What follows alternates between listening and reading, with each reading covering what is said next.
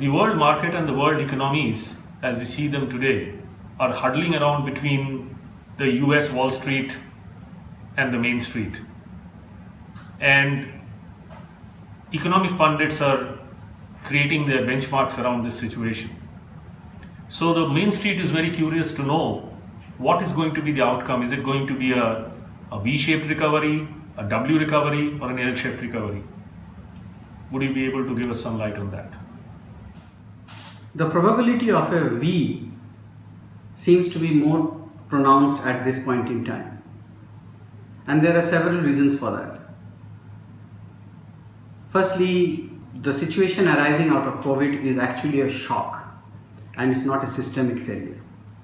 So when we compare COVID with, say, global financial crisis of 2008 or the Great Depression of 1927, those were very different situations.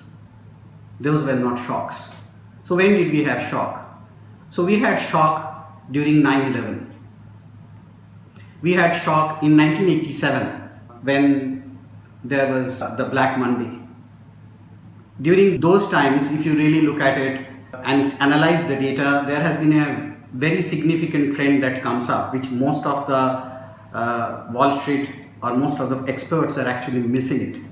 And that trend can be related to Newton's first law, which in very simple paraphrase means that something which is in motion tends to continue to be in motion. So what happened? During the Black Monday of 1987, on the run up to it, we were in an exuberant bull market. And then things fell off the cliff all of a sudden. But then thereafter, things started coming back. And when they came back, they continued to their journey up the scale. They continued their upstream journey all along the way. And we moved on from there to new heights in the period of time that followed the crisis. Similarly, when we look at the 9/11, that was again a shock. Post 9/11, we've continued to went downwards despite so much of a relief was thrown into the system by Federal Reserve. It may not be like throwing the kitchen sink like this time, but they at that point in time they also came out with a huge backstop. Despite that, we went down. Why? Because when we were hit by 9/11, we were already nursing a downtrend arising out of dot-com bubble burst. And hence, post 9/11, things continued to go downwards. Fast forward to COVID, we had a 10-year of bull run. And the trajectory was all up and up. So once we are coming out of this, and this time also we had significant backstop. Probably never in history this kind of backstop was ever given. And so quickly, that's the most important part. More than decision making, timely decision making. So we will therefore probably come out of this on a V rather than a W or an L.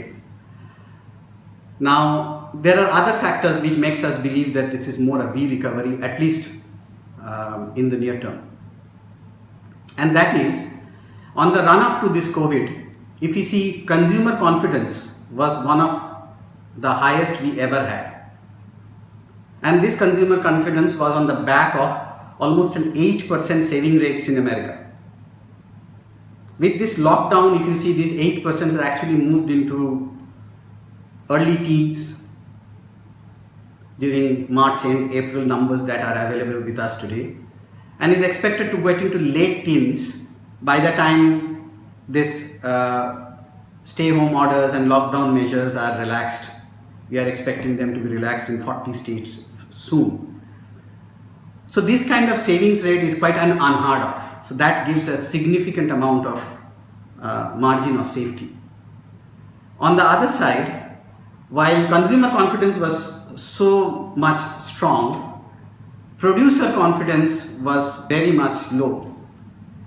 The businesses were afraid of a fallout or a negative fallout from US-China trade spat. They were also worried that because of the protectionism policies that these major economies are taking, it will affect world trade. Supply chains will get disrupted. On top of that, there were on and off bouts of inverse yield curve. Historically, inverse yield curve has always made us believe that it's just a prelude to a big recession or a depression coming our way. So businesses were holding back. They were pulling back. As a result, we walked into this COVID crisis with a very low inventory. And that's again another very significant tailwind. Every time we go back to a depression or to even a recession, and the reason for a recession getting prolonged into a depression is because huge inventory buildup, the overhang of inventory, which we don't have this time. In fact, once the restrictions are normalized, people will go back and start consuming. It will be then producers or the businesses will have to step up to meet the demand. And that's again another reason why we will not probably see inflation, at least in the near term, despite so much of a QE, so much of liquidity. Then there's a third factor that is playing in. If you look at the government policy, the American government policy, they are looking for payroll tax holiday. That literally brings back almost about 7-8% on either side in the hands of the employer and on the hands of the employee. And both of these are going to be stimulant for consumption. And this holiday is likely to be for the rest of the year, at least till American elections. Because markets are a lead indicator. Anybody who is trying to get himself elected will always try to make sure that markets are kept in a good humor. So from here till then, probably we will see all these backstops in place or more coming our way, and hence we will see probably a V rather than a W or an L. Now, what can convert this V into a W? As we relax, as we go back to normalize, there is a chance that there will be a flare-up. In the absence of any vaccine in the near term, this flare-ups has to be managed in a very different narrative than the way we have managed it so far. We can't go back to lockdowns. If we go back to lockdowns, if we start going back to stop and start of the economy, it will certainly be a W or probably get into an L, because it will get to a stage where we won't be able to reignite the economy to its full throughput. Hence, we have to try other strategies, and these strategies are like herd immunity. I think Sweden has shown us the way. Although they had more deaths than the Scandinavian countries, but whatever they achieved was without any lockdowns. If they can achieve that, I think it's that we can take from their book and try and apply in our backyards. America can try and do that. More importantly, we have another big advantage. Although coronavirus or COVID is extremely contagious, infectious, Corona somehow chooses to attack and become more fatal for people who are elderly, 55 plus, or who have serious medical conditions, especially with their lungs. If we can just isolate them and make our limited hospital care facilities available only to these people, while we effectively make the rest of the economy, which is the wider Main Street, work with certain amount of discipline, go back to work with certain amount of discipline, I think there are very high chances that we will get to herd immunity much sooner than we probably can hope to get a vaccine, if at all we get a vaccine. So that's the kind of thing that we see from here and how things would pan out hereafter. So Devnil, what are your perspectives on vaccines? So in terms of vaccines, while there is a lot of noise happening out there, but our take is a bit different. We would rather like to see the situation from a base case scenario rather than a best case scenario. The best case scenario probably is that a vaccine not before 12 to 18 months. But given that human or medical sciences track record against vaccines is not that good, I think we have very few vaccines for most of the viruses. The real success stories are like polio and smallpox. The virus will continue simply because the virus will continue to keep mutating itself. If it doesn't do, then it's all very good. The virus may even die along the way, just like SARS. So our take is mostly very different there. The take is that instead of chasing the vaccine story, we rather have to look for more a herd immunity story. And to that extent, we really feel that what we can achieve in doing is we have to make a choice. And that choice is between life and livelihood. So if you really see today where we stand, we are actually holed up between the devil and the deep sea. By locking us down in our homes, we have saved lives, but we have caused or created irreparable damage to the livelihood, especially to the livelihood of the people who are at the bottom of the pyramid. There's like 20 million job losses in America. And who has really lost these jobs? People who are low wage earners. If you really look at it, this job loss probably impairs the American consumption just by 3%. But these people are very, very badly affected, and this is one of the very important layer of our economy. The whole pyramid stands on it.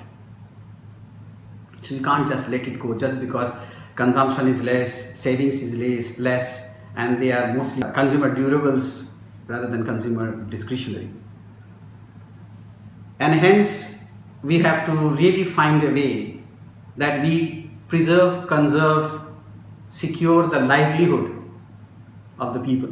And hence, we cannot go back to a lockdown anymore. I think the governments, the politicians in power, the governments, the bureaucrats, they have been given enough time by way of lockdown to prepare themselves, to create capacities in the system. And now it will be time for them to deliver. And they have to deliver in a way that they don't fall back on a lockdown anymore. The countries who will manage to do it, the provinces states who will be able to do it, they will really come out in flying colors, and those who won't be able to do it, they will sink to the bottom of the pit. A classic example you can see between New York State and California. Both of them almost went in the same time for the lockdown. But just because California had the advantage of being a little early in the curve, they did a far better job than that of New York. And that applies not just to America, all over the world, to all economies, everywhere. So that's the key take. I mean, we shouldn't wait for a magical wand coming from High Street or a Wall Street medical brand with a vaccine and everything gets cured. We have to do our part. Each one of us has to do our part. We have to continue the social distancing. The governments have to make sure that the capacity is made available to the people who need them most, and we don't snatch the livelihood from the people in the pretext of securing or saving their life. So, in your opinion, Devnil, do you think this COVID situation is going to create a loss of trust and significant reputational damage to China? And will it lose out to countries like India and the USA? Whether China will lose out due to loss of trust and reputation because of this COVID, again, we have a very different thought there. I think it's not a case in point for China, but it is more for whether America can take this or the rest of the world can take this as a wake-up call. If I may bring in an analogy here, probably this is America's second Sputnik moment. What I mean by that? At the height of Cold War, USSR marched ahead of America in terms of its space journey. And that's where America saw its first Sputnik moment, took the wake-up call to its stride, and pulled up the socks, came out from there in a few years to become the first to put a man in the moon in 1969. The difference today is that China is not USSR. China is today much bigger, much stronger, and a much capable economic power than USSR was at that point in time. And China also knows how to harness technology. USA may have shown way to a lot of innovative use of technology, but China has taken those innovative use of technology from the US, a leaf out of the US books, and taken them and given them the scale. Today WeChat has a much more scale than WhatsApp. So in those terms, and China is not going to give up. China is not going to give anyone any elbow room. Everyone has to actually create it through their own hard work and labor. So be it USA, be it India, be it anyone else. So China's problem is not what world can do to it. In our opinion, China's problem is China itself. If China can find a better use of its time, effort, energy, resources that it spends on cover-ups, I think China will move much faster, become much stronger, and much better from where it is today. Rather, we focus on the rest of the world and see what the world can do under this order, particularly United States. United States, using robotics, artificial intelligence, energy and storage, gin, cryptos, blockchains, can they bring capacity back to near shore or onshore? Can it again become a manufacturing and a consuming house by itself? Can it gain back its lost glory? That's the call that United States has to answer, instead of chasing China and trying to reprimand China. Thank you, Devnil, for your time and the wonderful insights on this situation that is playing out in front of us.